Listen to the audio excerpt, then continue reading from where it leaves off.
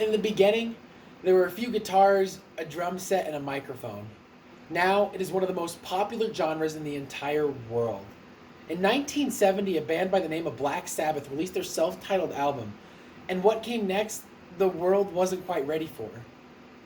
The lyrics were dark, the sound was raw, and the image was so far from what was considered mainstream at the time. Black Sabbath had unknowingly created the genre metal, and the world would never be the same. Since its humble beginnings, metal has become a worldwide phenomenon, with fans and bands all around the world representing the different genres and subgenres that fall under metal. It has become so popular, in fact, according to IFPI's 2019 report, metal has once again secured the spot for second most popular genre in the entire world. And not only that, but according to SeatGeek, which is an online ticketing agency, 2018 report reported that metal and rock continue to sell more tickets than any other genre in the entire world. So, without a doubt, we can say that metal is pretty popular. But while metal has had a rich and thriving history, it has not come without controversy. Because of the dark lyrics, raw sound, and the image that is still today so far from what is considered mainstream, it has built stereotypes against the genre that it has been able to shake. The main stereotypes against this genre are that metal is evil and the devil's, that metal fans are animalistic and less civilized, and that metal is bad for your mental health. I myself am a metalhead and can confidently tell you that these things are untrue. But me just saying these things to you, I knew wouldn't be enough. So I spent countless hours researching this topic, talking to other metalheads, trying to find proof that these stereotypes are untrue. And that's today what I'm going to share with all of you. I have found that proof, and I can narrow it down to two main things.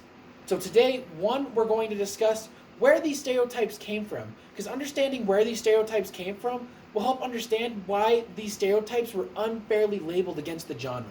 And two, I'm going to be using facts and testimonials to prove how the stereotypes against this genre are just untrue. Today we're going to begin with where these stereotypes came from.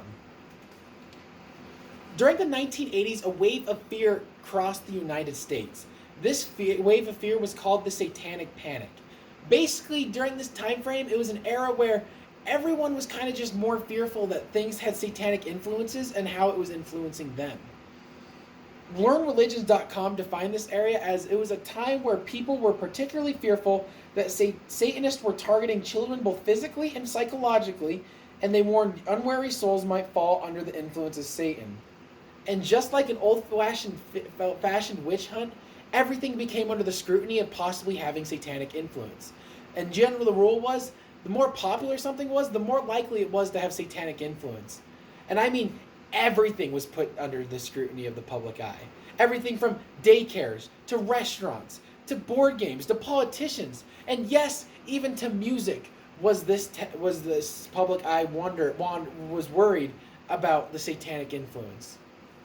No genre was hit harder, though, and had longer lasting repercussions than metal did. Because of metal's raw sound, dark lyrical content, and the image that was far from the mainstream, it became an easy target. It was easy to say, hey, that's satanic, because it sounded weird, or because it didn't look right.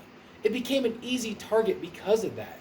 And the media, during this time frame, during the Satanic Panic, made it that much worse. Every chance they could get, they were painting metal fans as being animalistic and less civilized.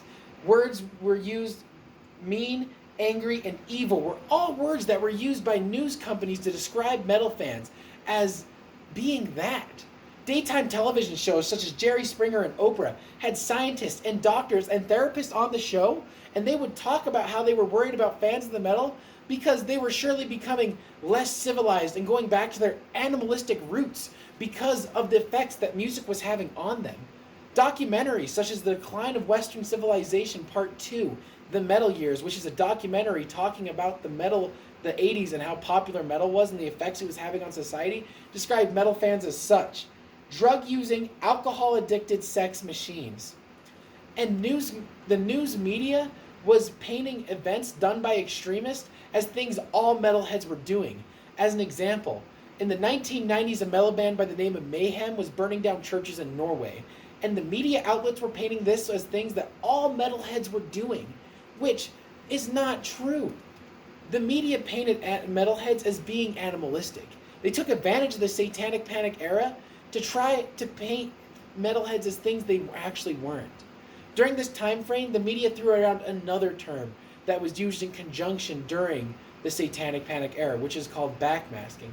Backmasking, for those who don't know, according to Merriam-Webster.com, is a recording technique in which a sound or message is deliberately recorded backwards in a track that is meant to be played forwards. Basically, during the Satanic Panic era, people were worried that bands were backmasking subliminal messages into tracks that were making the listeners do things such as kill, rape, commit suicide, do drugs, and worship the devil. I know this sounds crazy, but it's true. The controversies against backmasking got so big that Christian groups were holding mass record burnings where they would burn the records in the parking lots of record stores or in front of the concert venues where bands were having the concert of records that they thought had backmasking on it. Not only that, but legislation was introduced into Congress that would have forced bands to put labels on albums that would have made that said these tracks might contain backmasking and might make listeners do things they can't control. It's crazy.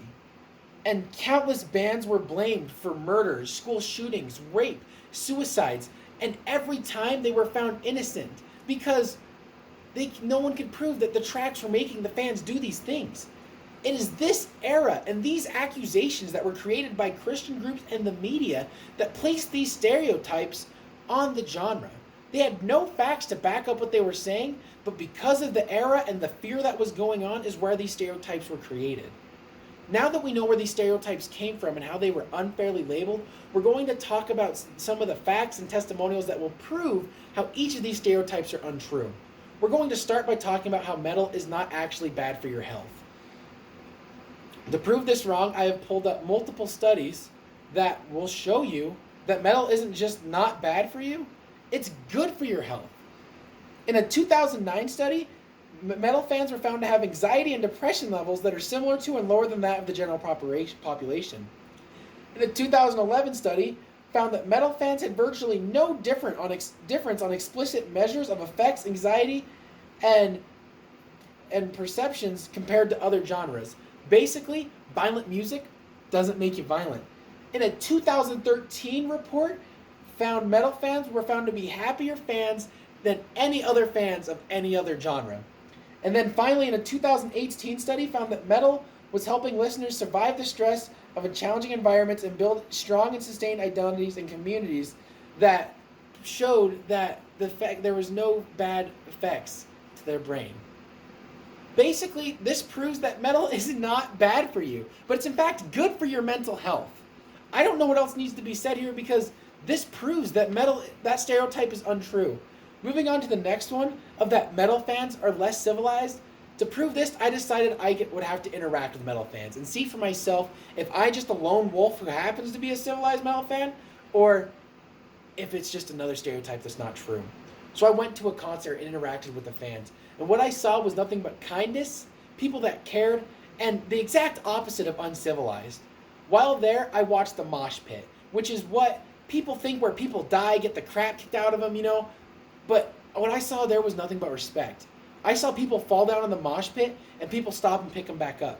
I saw people stop to tie a shoe, people form a circle around them and make sure that they were okay.